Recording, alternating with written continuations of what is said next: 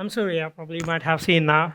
Yeah, and I'm working on this testing stuff for about more than 5 years now. So during the time, I was like a contractor. Yeah, that's a great part, which I enjoyed the perks of it. Now I turn to as a permanent guy working with Accenture now. And during the time, I was contracting for Isotrack, Santander, Thomson Reuters.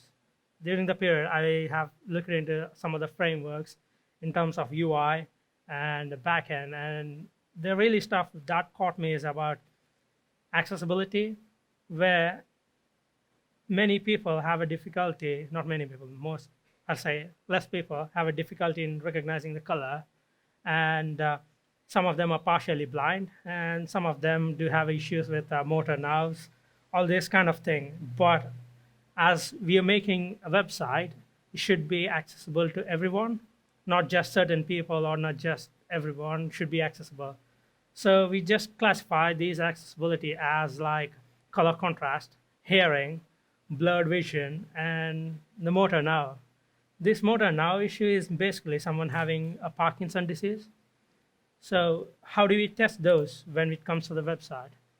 So normally in the traditional way, what we do is screen readers, JAWS, NVIDIA, and we have this wonderful color contrast plugins for a browser. So we use those and keyboard tabbing. That's actually a lot of time when it comes for actually developing a product and releasing it. It takes like roughly, I could calculate, if you test on multiple browsers, multiple all these stuff, it takes like a half a month.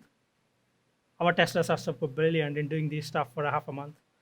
And we got some other, as I spoke earlier, we got color contrast, and we got some visual, I mean, like in terms of sight, we got like special glasses as well. These are guys from Vine. They're called the Vine glasses, and they're the manufacturing company based in T-side. So we get those glasses and we just see it. Whenever we put them, we feel like a robot. And the real thing is, how do you automate them? So to improve the time from development to getting into production, we actually can automate some of these by checking the ARIA labels and checking the headers, and by using Axe library. So by using these headers, checking the ARIA labels and the headers, we can accomplish like 60% of the manual stuff to automation. So which is good in terms of getting a product shipped in quite quickly. And the reason I picked up Cypress, you might be thinking there were other frameworks like Nightwatch, JavaScript frameworks like Vue, or the other frameworks like Nightmare, Selenium WebDriver IO, all this kind of thing. The reason is this one is headless. You can use many other browsers as well, but it has got a DOM console. You can just play around it while you're actually writing a test. You can debug it while you're running a test. So which I can show you as a demo. So if this brings up my screen in here, brilliant. So this is my Cypress code which I have written. So basically I have picked up a Google web page, which, and then I started checking for ARIA elements as well. So in this one, so ARIA logo, it has got ARIA attribute for an image, and then checking is that has got a Google as a description on it. So whenever someone using a screen reader, it just enters into the page, reads the URL, and then you're on the Google homepage. That's kind of annotation it just gives it when it has ARIA label on it. So it gives annotation like Google search when it points to the search bar. So that's a visual interaction and the audio interaction what you get when people couldn't see or couldn't respond properly. So that's the stuff. And when you're running the test, the brilliant stuff is like you get the reports like this. So you see which tests have failed, which tests have passed, this kind of thing, how much time it ran, that kind of thing. So the DOM that I'm talking about is this one. So when I run my test, it just open a browser, like a Chrome browser, and then it just opens this, fires this up. So basically these are the templates like MacBook 15. I can give anything like an iPhone 6 or whatever. So it picks up the screen sizing of that and aligns with it. So I'm pointing to this where like assert all this stuff. Basically, if you see the other side on your right, it's just pointing the image. I'm not doing anything. I'm just pointing to the test. It's just saying which test or what it is kind of thing. So even the good thing is it says whenever I give a certain element, it says there are two possible elements I can find on it. So that's a good part about using this Cypress. And again, you can, if you want to interact, you can just interact like this, get an element like that, and probably you can use the same thing as a command, which I showed earlier in my code in here. So that's how the test and the record, I have contributed this to NHS UK, not to mention, but we got like 400 tests and it ran like 60 seconds. These are all the Cypress tests, and we got some of the backstop tests as well. So they are like 80, 90 tests. It took like 2 minutes. So which I have included that in a Docker compose file that is pretty much running against Windows and the MacBook. You might be known like when you use a Docker, when you use a backstop, you get an issues where the alignment wasn't correct with a Mac fonting and a Windows fonting size and all this stuff. So when you put in a Docker, so it ran pretty quick and you don't get that issues.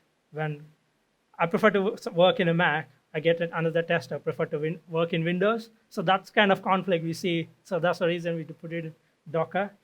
So that's pretty much about the Cypress, what I was talking about. And so after looking into this framework, you might be seeing what are the areas that are covered regarding the accessibility. We can cover like color, contrast, hearing, and blurred vision as well. And you might be wondering why we couldn't be able to cover the motor now, because there is something called keyboard tabbing.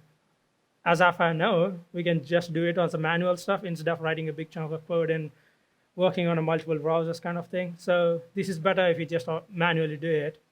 And there are, I'm not saying we need to get rid of this manual testing with this one, but it just makes it life simple for a tester to actually test these all stuff.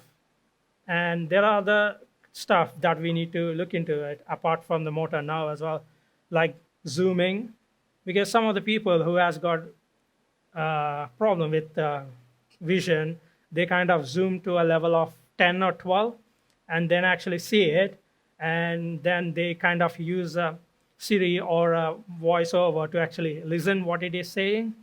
So that's kind of thing we just need to be consider. So you might be asking, are there any other alternative plugins or tools for it? Yes, we're using Pally and Ali for it. And I can show you how the report looks like if you just want to use some of those. This is my Traverse build that I ran a couple of minutes ago. And here is my Acts report, how I get it. So basically, this is the one which I ran across the Google. I'm not complaining that they didn't make it properly, but I have used it as an example rather than if I use some other page like Expedia or something, they might come after my back saying, why did you use it without our permission? So I just use Google page. They're super kind. And so this is the stuff that I was talking about, like accessibility compliance. So you have seen there is a restriction and there is a problem with here and here. So these are kind of reports that are required. And when it comes to the accessibility audits, so many of the Gov and companies that are working close with the Gov, they need to undergo certain policies, like it need to be audited in terms of accessibility, and it need to be audited with certain user research groups. So it's not just making a web page and publishing in front of people. It's just to understand how people react to it and what's the user experience on it. So this helps in terms of identifying like what are the accessibility issues and then getting it sorted before we give it to a wider audience. So that is that. Any other questions now? There's a library like I have shown you, Ali and Pally. They are like a library and you can use that.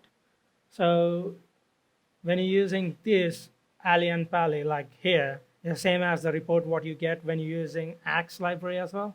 So they strictly follow like AA and AAA and WC rules against that. So they pretty much follow the same trends, and then the report exactly the same.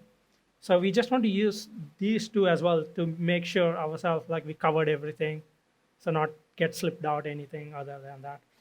So yeah, that's everything. Any other?